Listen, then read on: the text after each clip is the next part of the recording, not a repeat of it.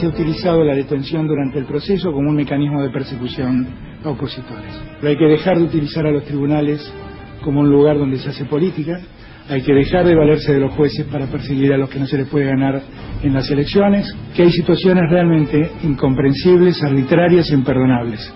Y una de esas detenciones arbitrarias es la de Milagros Sala. Es uno de esos casos donde tuvo que soportar todo el proceso y hasta el día de hoy no tiene sentencias definitivas, todo el proceso detenida. Pero lo cual ya saben lo que pienso sobre la detención de Milagros Sala, mucho antes de ser candidato a presidente, y de hecho visité a Milagros Sala en la cárcel, que es algo que está ocurriendo en toda América Latina, en muchos países, no en todo, soy injusto, y que hay situaciones realmente incomprensibles, arbitrarias e imperdonables.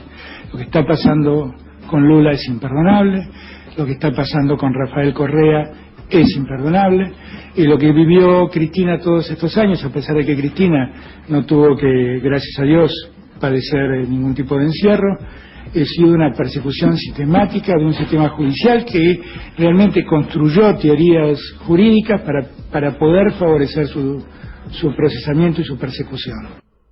Alberto Fernández, hablando de lo que pasa con la justicia hoy día, mencionó a Correa. ¿Y por qué habló de Correa? Vamos a poner un punto de partida a lo que quiero contarles en una nota brillante de Nicolás Lantos en El Destape. Rafael Correa habla de continúan recurriendo a patrañas. Es la más grande patraña de la historia. ¿De qué habla Rafael Correa? Siempre fueron ellos, pero por intentar destruirnos no les importó destrozar la patria. Y como no encontraron ni encontrarán nada, continúan recurriendo a las más grandes patrañas. El supuesto cuaderno de Pamela Martínez es el mayor fraude procesal que recuerde la historia del Ecuador. Fue escrito por ella en la cárcel, en contubernio con la fiscal Diana Salazar. Solo un necio, cegado por el odio, puede seguir creyendo tanta infamia. En mi vida he restringido, solicitado o siquiera permitido algún soborno. Por el contrario, cuando llegué a la presidencia, prohibí las canastas navideñas y demás regalos que enviaban los contratistas y que hoy han vuelto a entregar. Esto pasará. Resistiremos y venceremos. Cada vez está más cerca la aurora. El retorno de la alegría, de la prosperidad, de la esperanza, del orgullo de sentirnos ecuatorianos. Miren lo que está pasando en Argentina y lo que pronto pasará en Bolivia. Recuperaremos la patria, sin odios, pero con justicia y con memoria. Tu voto será la mejor arma. Hasta la victoria siempre, compañeros.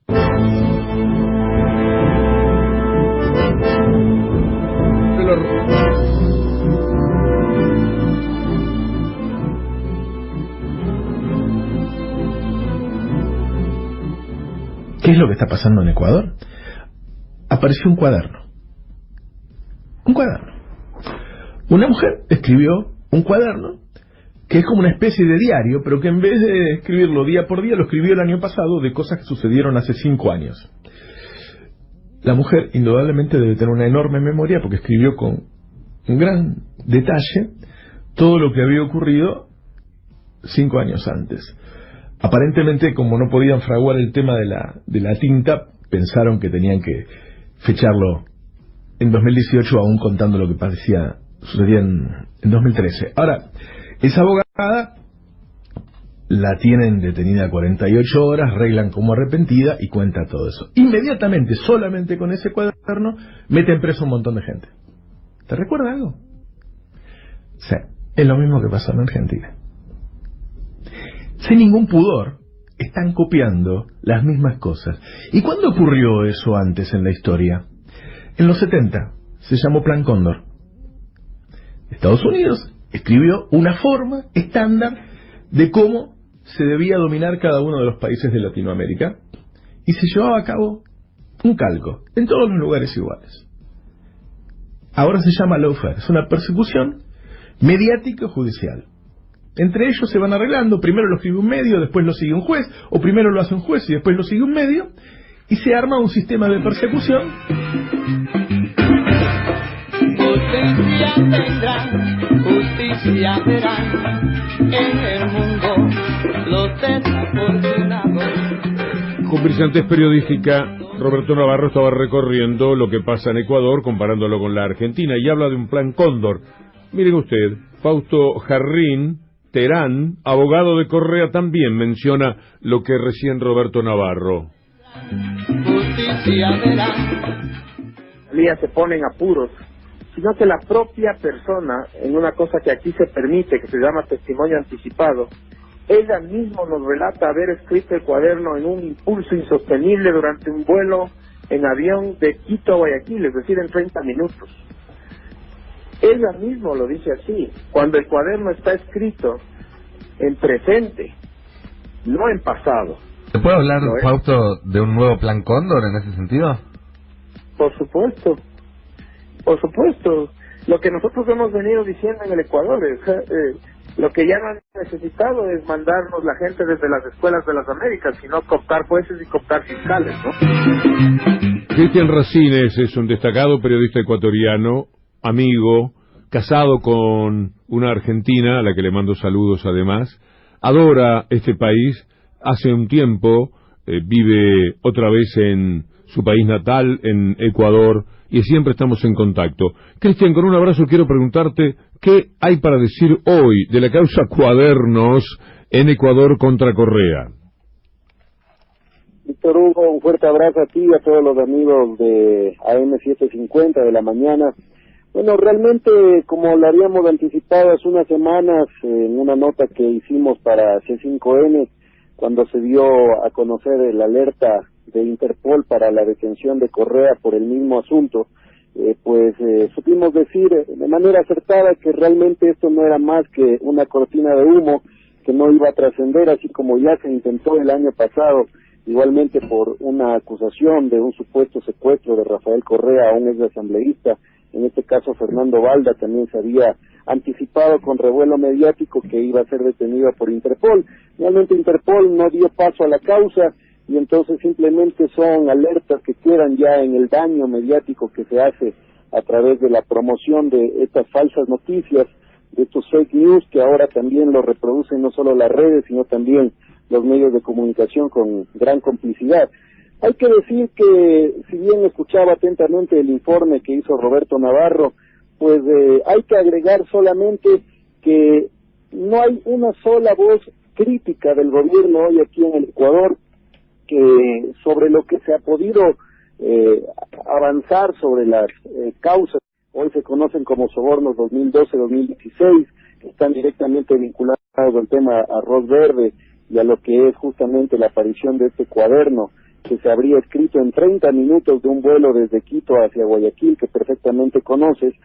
Realmente las pruebas son muy débiles, no son contundentes, y lo único que se está haciendo es alertar lo que ya anunció el propio expresidente Correa, que es que va a tener la intención de en las próximas elecciones, que él mismo ha señalado, pueden darse anticipadamente si es que la Asamblea Nacional decide hacer algo un poco más digno por estos tiempos, él va a presentarse como candidato a vicepresidente o como candidato a asambleísta, en este caso como diputado de la Nación, para que la gente lo pueda entender en el coloquio de acá de la Argentina.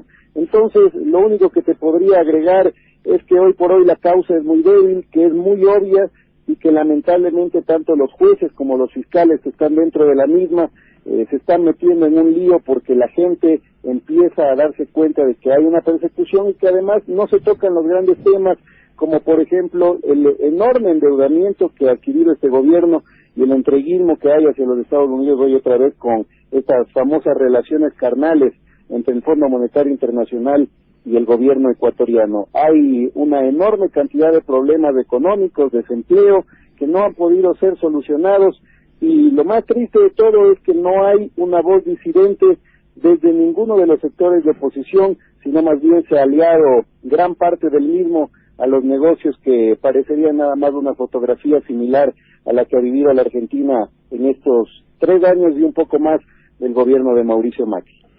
Cristian Racines, gracias por esa solvencia, por la amistad y por tan tempranito para ustedes, son 7:00 por ahí, estar en contacto con nosotros. Un fuerte abrazo, un beso para tu mujer, un abrazo a tu hijo, y estamos aquí nosotros también a la orden. Gran abrazo. Un gran abrazo, Víctor Hugo, un excelente día. Esta historia guarda una relación muy similar a lo que se vivió en Ecuador en 2015, cuando el asambleísta de la oposición, Andrés Páez, del movimiento Creo, dijo que aquel vicepresidente Jorge Glass Espinel, que por entonces acompañaba a Correa, había transferido casi 23 millones de dólares a dos personas allegadas y lo había hecho a un banco del Océano Índico en las Islas Mazor. No existía el banco, no existía la cuenta, no existían las islas. Esto se parece demasiado. El tema en Ecuador se precipitó con un nombre muy curioso, arroz verde, como decía recién Cristian Racines, que es el asunto de un supuesto email que recibió una ex asesora de Correa, Pamela Martínez, con datos sobre contribuciones voluntarias de empresas para la campaña del oficialismo en 2013. La filtración fue a través de un portal que está respaldado por la gran penetración que tiene Estados Unidos en nuestros países con las ONG.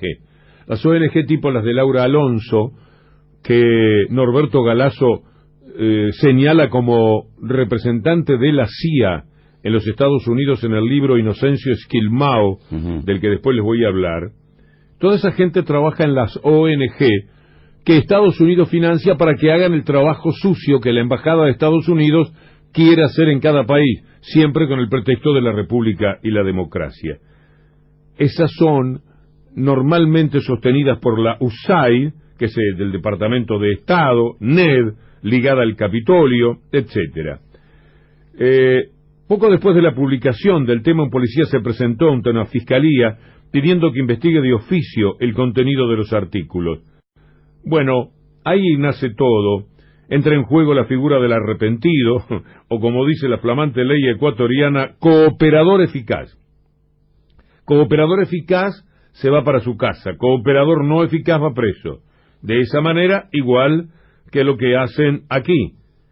La exfuncionaria aceptó la generosa oferta de ser cooperadora eficaz que le garantiza impunidad en otras investigaciones y una reducción de pena que puede llegar al 90%. Se declaró culpable y le metió para adelante. Después la allanaron.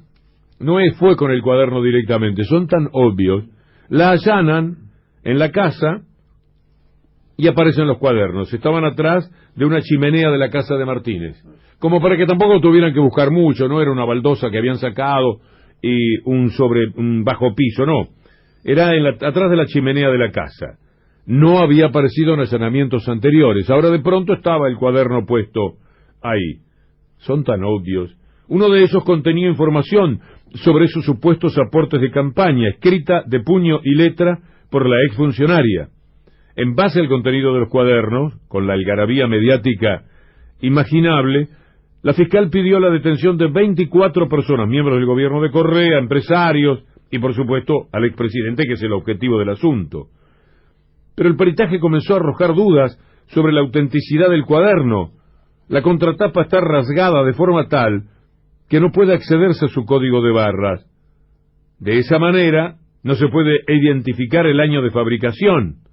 Por eso hubo que esperar algunas semanas hasta que los análisis químicos demostraron que las notas en cuestión son recientes, tal como se teme de los cuadernos de Centeno. Claro. ¿En qué momento habían sido escritos? Por eso solo aparecen las fotocopias, porque ahí no podés revisar lo que sobre la tinta químicamente podés hacer. Entonces, con análisis químicos, como digo, establecieron que las notas en cuestión son recientes y que tienen pocos meses. Esta semana la arrepentida, esta mujer Martínez, dio ya una nueva versión de los hechos. Dijo que escribió el cuaderno a fines del año pasado en un viaje de avión, ese que Cristian Racines mencionaba, de Quito a Guayaquil. Claro. Es un córner ese vuelo. Tiene el vuelo de un córner. Te levantás en Quito y cae en Guayaquil a la misma velocidad. Y ella dice que usó ese tiempo para escribir lo que ahora la justicia encontró detrás de la chimenea, y con eso quieren meter preso a Correa, y para meterlo preso a Correa están metiendo presa a otra gente, presionándolas para que canten una verdad que solamente a la justicia ecuatoriana, y hay que reconocérselo, a la justicia argentina se les puede ocurrir. En toda América Latina, el mismo manual de estilo. El neoliberalismo tiene siempre deseos inconfesables, y entonces lo único que tiene para ofrecer, más allá de achique, deuda y ajuste, es la demonización del pasado.